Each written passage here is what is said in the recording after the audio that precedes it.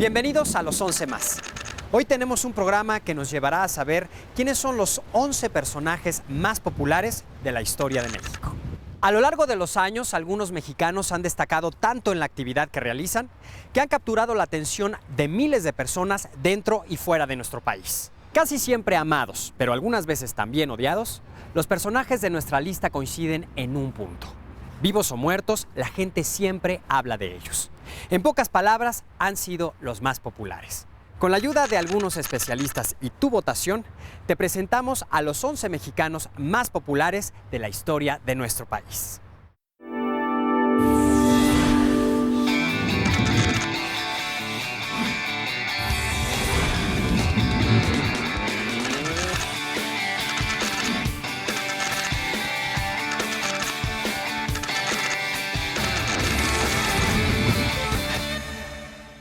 El 11º sitio lo ocupa un singular compositor que alcanzó la popularidad con sus románticas canciones en los años 40 y 50. Efectivamente, estamos hablando de Agustín Lara.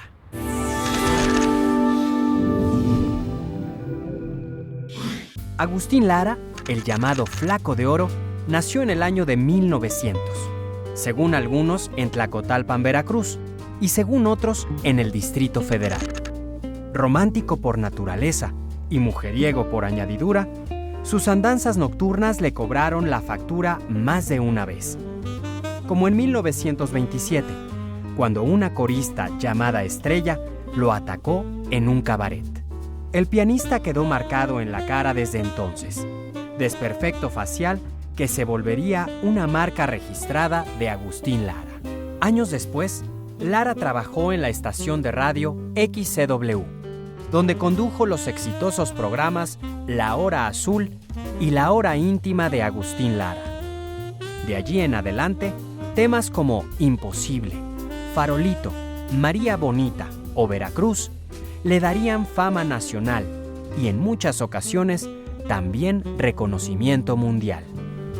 Agustín Lara murió en la Ciudad de México en 1970 y fue sepultado por orden presidencial en la Rotonda de los Hombres Ilustres. En el puesto número 10 de los mexicanos más populares de la historia, nuestros votantes eligieron a un político. Pero no fue un político cualquiera, sino un presidente cuya popularidad se debió a su afán de satisfacer las demandas populares: Lázaro Cárdenas.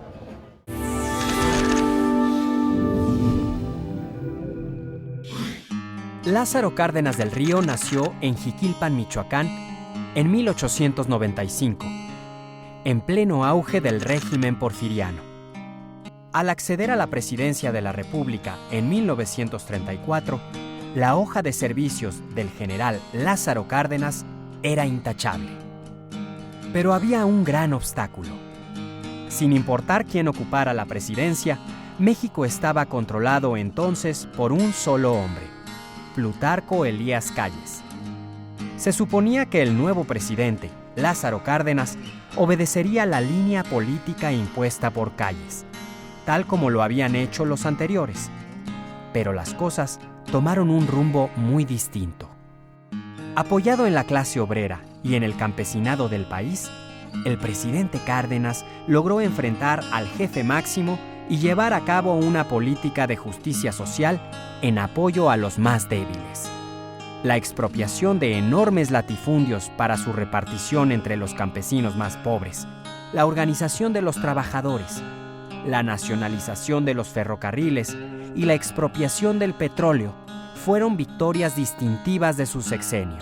En el plano internacional, todavía se recuerda la acogida que dio Cárdenas a unos 40,000 exiliados españoles que huían de la España franquista. En 1970, Lázaro Cárdenas murió en la Ciudad de México. Su intento de profundizar los logros de la revolución se volvió tímido e inoperante en manos de los presidentes que siguieron. Su afán justiciero quedaría, al menos, en la memoria de muchos mexicanos. Tenemos entonces a un presidente agrarista y amigo de los obreros en el número 10. A continuación viene otro presidente, pero su fuerte no fue el ser amigo de campesinos y obreros. Su gobierno duró muchos años y su popularidad consistió en que nadie, ni los que lo adoraban ni los que lo odiaban, podía imaginar un México sin él. Estamos hablando de Porfirio Díaz.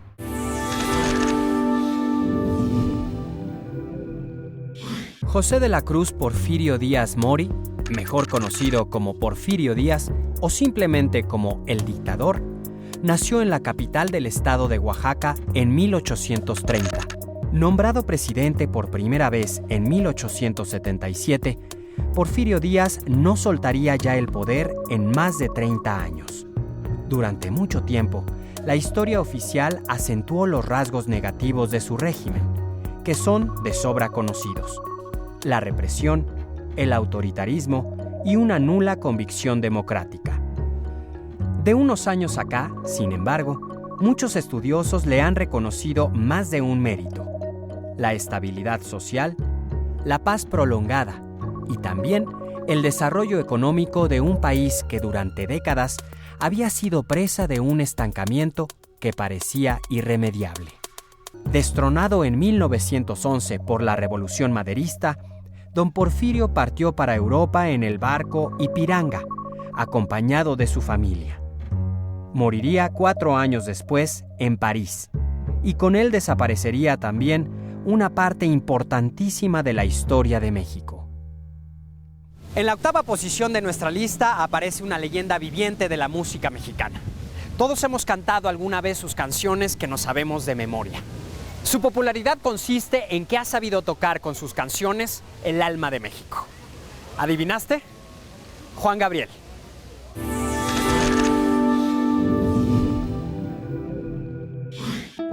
Alberto Aguilera Valadez, al que México entero conocerá después como Juan Gabriel, nació en Parácuaro, Michoacán, en 1950.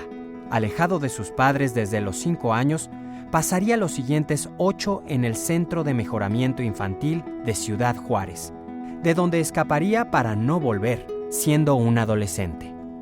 El joven Aguilera empezaría así un azaroso peregrinaje en la búsqueda de una oportunidad para mostrar sus canciones. Buscando esa oportunidad en la Ciudad de México, fue acusado injustamente de robo y recluido durante 1 año y medio en el célebre penal de Lecumberri, desde donde escribía cartas a su madre. Su suerte cambió drásticamente en 1971 con el éxito de su canción No Tengo Dinero, que vendería 2 millones de copias en México y América Latina. Aquel sería solo el principio de una increíble carrera de éxitos, dinero y reconocimientos, fundados en un talento lírico que no parecía agotarse nunca. Desde entonces y hasta la fecha, Juan Gabriel es la única verdadera leyenda de la música popular a quien podemos disfrutar en los grandes auditorios o en un palenque. El puesto número 11 ha sido para el romántico Agustín Lara, el 10º para el justiciero presidente Cárdenas, el 9º para el polémico Porfirio Díaz y el 8º para el popularísimo Juan Gabriel. El 7º puesto de nuestra encuesta lo ocupa otro cantante, pero de aquellos que usaban bigote, tomaban tequila y cantaban debajo de los balcones.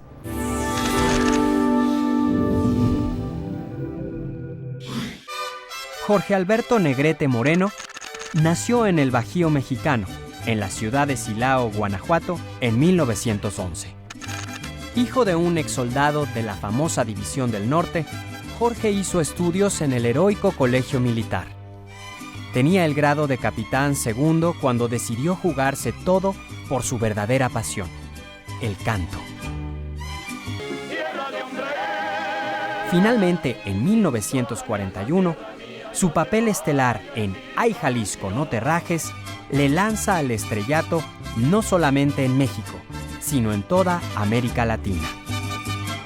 Jorge Negrete se convierte entonces en el charro cantor, un estereotipo nostálgico del mexicano macho, valiente y atravesado, apegado a los valores del campo. Para completar su papel de estrella de los espectáculos, la vida de Jorge Negrete fue marcada por sonados amoríos, rivalidades y pleitos. Casado con la mayor diva de México, María Félix, el chismorreo y los medios pretendieron hacerle enemigo de Pedro Infante, el otro gran ídolo. A la edad de 42 años murió Jorge Negrete a causa de una enfermedad que, siendo joven, no se había tratado por falta de dinero. Aquel día, 5 de diciembre de 1953, fue declarado de duelo nacional y se guardaron 5 minutos de silencio en todos los cines del país. Sería el charro cantor uno de esos raros difuntos que en lugar de su cuerpo dejan la leyenda. En la sexta posición de nuestra encuesta aparece un héroe mitad bueno y mitad malo, iracundo y generoso a la vez, un tipo que tan rápido se ponía a llorar como a echar bala. Se hizo popular por haber representado al pueblo inculto, pero con un enorme anhelo de justicia.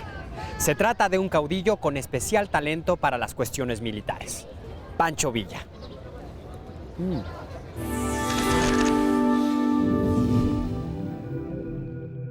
Doroteo Arango, el hombre que se hizo legendario como Pancho Villa, nació en Durango en 1878.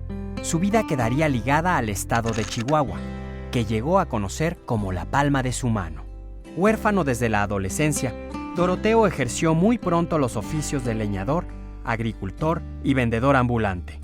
Se encontraba trabajando las tierras del hacendado Agustín López Negrete cuando se vio obligado a defender a su hermana de los abusos de éste. Hirió a su patrón y desde entonces tuvo que andar escondido, a salto de mata. Transformado en bandolero y ladrón de ganado, le sorprendió en Chihuahua la Revolución Maderista. Corría el año de 1910 y el régimen del dictador Porfirio Díaz se tambaleaba. Villa pronto se convirtió en el arma letal que terminó por derrumbar el antiguo régimen. De allí en adelante, el genio de Villa para la guerra, al mando de su famosa División del Norte, le gana las simpatías de muchos y la enemistad de otros tantos. Exiliado el dictador Porfirio Díaz, la lucha revolucionaria se dividió entre los moderados constitucionalistas, con Carranza y Obregón al frente, y los líderes más radicales, como Emiliano Zapata y el propio Villa. Finalmente, derrotado junto a su División del Norte en la batalla de Celaya, los días de Pancho Villa estaban contados. Murió emboscado en 1923, cuando se dirigía a una fiesta familiar en Parral. Ahora veremos un futbolista cuya popularidad se ha basado en ser el mejor de todos los tiempos en el deporte más seguido por los mexicanos. Efectivamente, en el número 5 de nuestra lista, el pentapichichi Hugo Sánchez.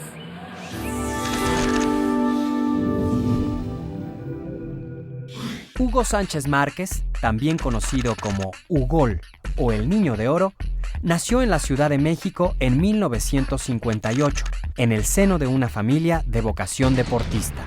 Desde muy joven, el talento y la disposición de Hugo para el triunfo fueron evidentes.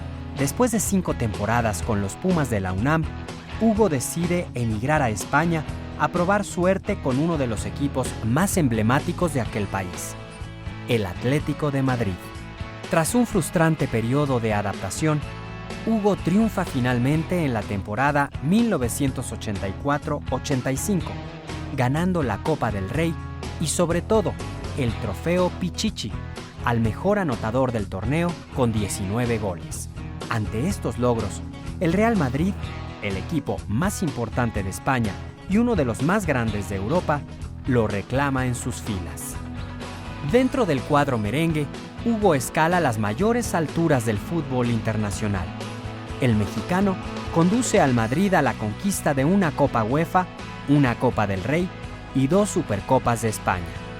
Los triunfos más significativos, sin embargo, son una seguidilla de 5 títulos de liga consecutivos entre 1986 y 1990. Y en lo personal, 4 nuevos trofeos Pichichi al mejor goleador del torneo. Considerado el mejor futbolista en la historia de nuestro futbolero país, el reconocimiento internacional a la trayectoria de Hugo es también unánime. La cuarta posición en la lista de los mexicanos más populares la tiene un comediante de los años 40, famoso por representar al peladito de las grandes ciudades. Su popularidad le viene de haber sabido encarnar la astucia, la picardía y la manera de expresarse de muchos mexicanos. Mario Moreno Cantinflas.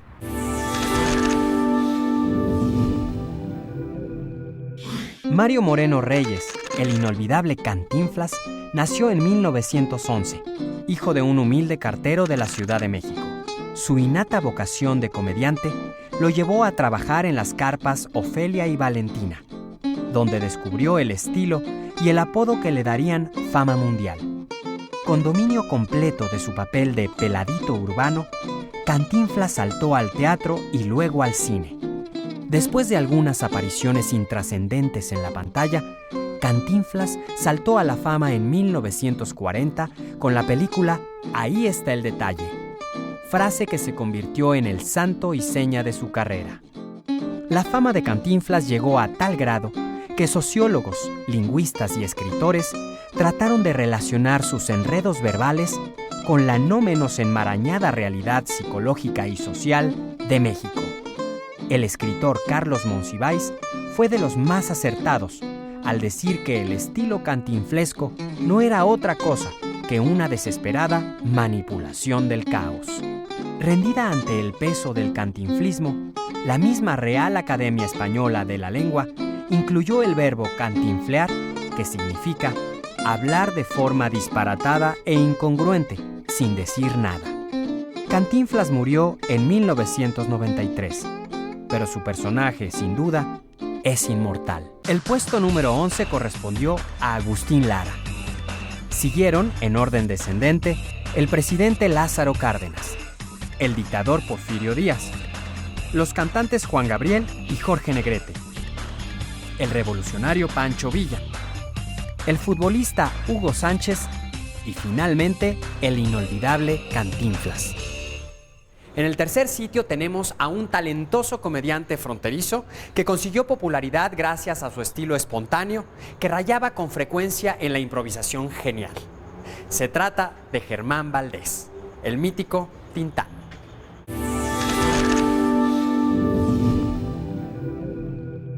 El 19 de septiembre de 1915, en la Ciudad de México, nació Germán Genaro Cipriano Gómez Valdés Castillo, que al paso de los años se haría famoso con un nombre cortísimo, Tintán.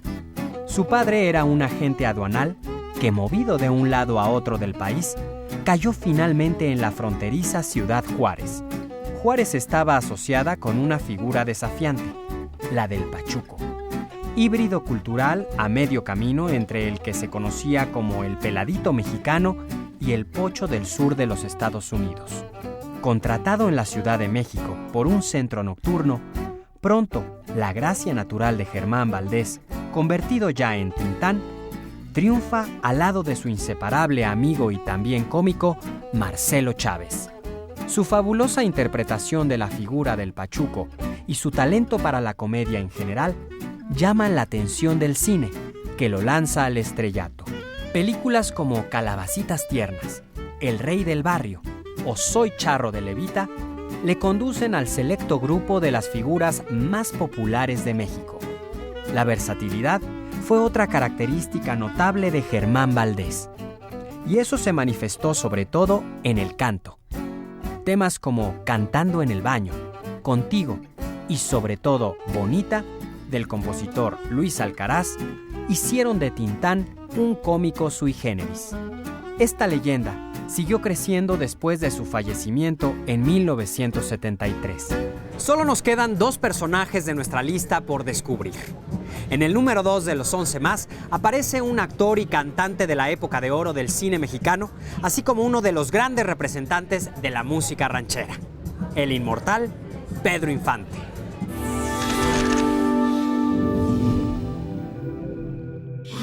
Pedro Infante Cruz nació en Guamúchil, Sinaloa, en 1917. Hijo de un músico que se ganaba la vida tocando en las bandas sinaloenses y nieto de un carpintero, Pedro heredaría de ambos aquellas aficiones. Tras alcanzar cierta fama como cantante en Sinaloa, una mujer entre las muchas que tuvo, María Luisa León, lo anima a probar fortuna en la Ciudad de México.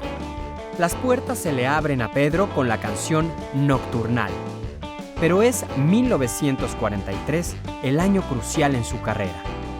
Su primera grabación, Soldado Raso, coincide casi con su primer papel estelar en la película La Feria de las Flores. Desde ese momento, las carreras de Pedro como actor y cantante se potencian una a otra, haciendo papeles urbanos como Pepe el Toro, donde retoma su afición a la carpintería, o rancheros, como en Los Tres García.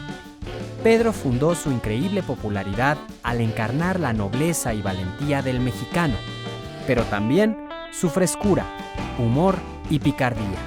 Por lo que toca a sus éxitos musicales, algunos de ellos son ya clásicos no solo en México, sino en toda América Latina, como Amorcito Corazón, 100 años, La que se fue y Dicen que soy mujeriego. Pedro tuvo fama comprobable de ser más que propenso a los encantos femeninos. Una gran cantidad de mujeres amaron al ídolo, y tanto que al morir, alrededor de 25, decían haber tenido hijos de la estrella sinaloense. Pedro Infante murió en un accidente aéreo en la ciudad de Mérida, Yucatán, el 15 de abril de 1957, cuando copiloteaba un avión que apenas alcanzó a despegar del aeropuerto meridense. Tenía al morir 40 años de edad, pero su figura y su obra son ya inmortales en la memoria. Ha llegado el momento más esperado de nuestro programa. Según nuestra encuesta, el personaje más popular de la historia de México es un poeta bebedor, un genio melancólico, José Alfredo Jiménez, el rey de las cantinas.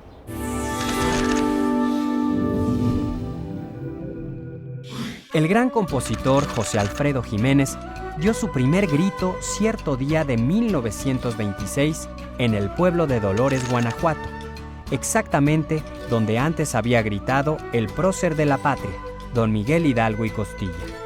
Al igual que el grito del padre Hidalgo, el de José Alfredo era anuncio de muchas tormentas y borrascas. Hijo de un boticario de Dolores, a la muerte del padre, José Alfredo se instala con su madre en la Ciudad de México. Y es aquí donde desde niño comienza a componer canciones. El alcohol y las mujeres se mezclarán con su enorme sensibilidad musical para producir canciones sobre amores despechados, lamentos tabernarios y una melancolía incombustible. José Alfredo no tuvo educación musical y a pesar de ello, se convirtió en uno de los más grandes músicos que ha dado la cultura popular de nuestro país.